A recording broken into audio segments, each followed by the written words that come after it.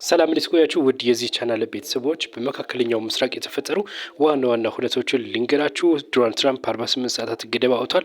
እንደዚሁም ደግሞ እስራኤል መላው የአውሮፓ በኢራን ሚሳኤል ይመታል ስትል እንደዚሁ ገልጻለች። ትራምፕም ለኢራን የሰጡት 48 ሰዓት አለ። ስለሱ ነግራችኋለን። 20 ግዙፍ የአየር መንገዶች ወደ 53 ቢሊዮን ከስረዋል። እነማናቸው እንመለከተዋል። እንደዚሁ በመካከለኛው ምስራቅ ጦርነት ቀጣይ ዕጣ ፈንታና በርካታ ጉዳዮችን የምናነሳበት መረጃ ይሆናል። እናንተ አብራችሁን ቆዩ። መልካም ቆይታ። የመጀመሪያው መረጃችን የሚሆነው ትራምፕ የኃይል ማመንጫ ጣቢያዎችን በከፍተኛ ሁኔታ እንደሚመቱም ጭምር ነው የዛቱት።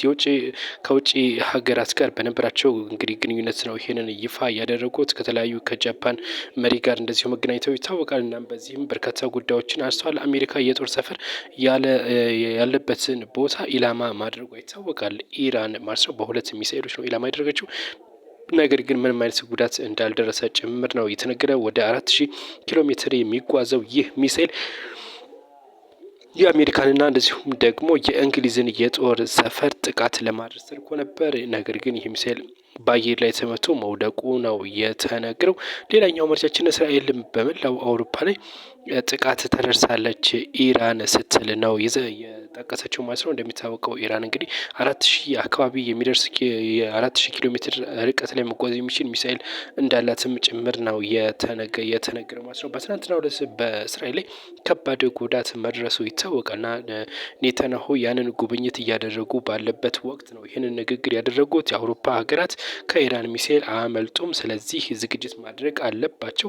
ኢራን የዓለም አቀፍ ስጋት ናት ሲሉ ነው የገለጹት። አሜሪካ እና እንደዚሁም ደግሞ የእንግሊዝ የጦር ሰፈር መመታቱንም ጭምር እስራኤል ገልጻለች። ጥቃት መድረሱን ማለት ነው፣ ጉዳት ባይደርስም። እናም ኢራን የዓለም አቀፍ ስጋት ናት ስትል እስራኤል ገልጻለች። ቤንጃሚን ኔታንያሁ በትናንትናው ዕለት የደረሰውን ጥቃት በርካታ ውድመት ደርሷል። ከ72 ሰዎች በላይ ጉዳት ደርሶባቸዋል።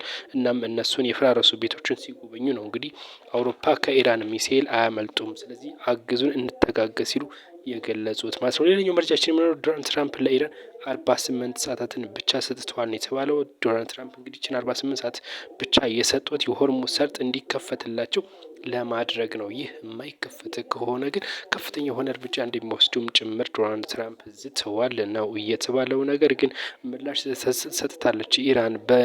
እንግዲህ ይሄ 48 ሰዓት ካለቀ በኋላ ዶናልድ ትራምፕ እርምጃ የሚወስዱት በኢራን መሰረተ ልማቶች ላይ ማለትም በኃይል መሰረተ ልማቶች በነዳጅ ላይ ነው እርምጃ የሚወስዱት ማለት ነው። ነገር ግን ኢራን በሰጠችው ምላሽ በዚህ በኃይል መሰረተ ልማት ላይ እርምጃ የምትወስድ ከሆነ አሜሪካ፣ እኛም የአሜሪካ ወዳጅ በሆኑ ሀገራት ላይ እርምጃ እንወስዳለን፣ እንደዚሁም ደግሞ የእስራኤል ላይ የሚገኙ የነዳጅ ማምረቻዎች ማከማቻዎችም እናወድማለን ስትል ኢራን ዝታለች ነው የተባለው። ሌላኛው 20 ግዙፍ የአየር መንገዶች አጠቃላይ 53 ቢሊዮን ዶላር ኪሳራ እንዳጋጠማቸው የተነገረው።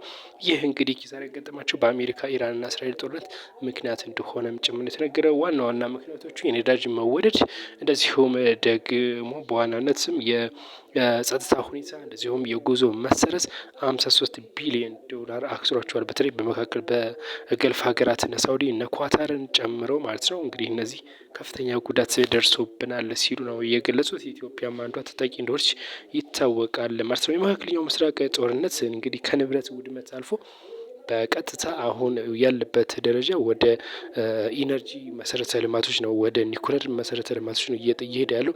በኢራን እንግዲህ ከፍተኛ የሆነ የኒኩለር ጣቢያ መመታቱ ይታወቃል። ኢራን መልሳ የእስራኤልን የኒኩለር ጣቢያ መትታለች። አጠገቡ አርፏል እንጂ ኒኩለር ጣቢያው አልተመታም። ነገር ግን የኢራን ሙሉ ለሙሉ እንደተመታ ነው መረጃዎች የሚጠቅሱት ማለት ነው። በዚህም እንግዲህ የበቀል እርምጃዎች ከሁለቱም ጋር ሲመላለሱ እንደነበረም ጭምር መረጃዎች ከአሜሪካ አስደንጋጭ መረጃ ወጥቷል። በቅርቡ ከአሜሪካ የጸረ ሽብር ማዕከል ዳይሬክተርነት ስራቸውን ወይም ደግሞ ከኃላፊነት በገዛ ፈቃዳቸው የለቀቁት ጆ ኬንት አንድ መረጃ አውጥተዋል። ይህ መረጃ ምንድነው? አይኤስአይኤስ እና እንደዚሁም ደግሞ አልቃይዳን አሜሪካ ታግዝ ነበር፣ ታስታጠቅ ነበር ማለታቸው ብዙዎችን እያነጋገረ ነው የሚገኘው በዚህ ጉዳይ ማለት ነው።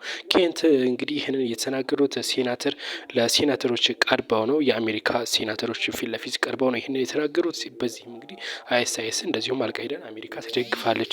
የምትደግፈው ደግሞ ለኢራን ለእስራኤል የፖለቲካ ፍላጎት ለማሳካት ነው ሲል ነው እንግዲህ ይህ የቀድሞው የጸረ ሽብር ዳይሬክተር የነበረው ማለት ነው። እና በዚህም ብዙዎች ምንጮች እየተነጋገሩበት ነው የሚገኘው። ኬንት አሁን ይህንን መረጃ ከተናገረ በኋላ በጸጥታ አካላት በቁጥጥር ስር ውሎ ምርመራ እየተደረገበት ነው የሚገኘው።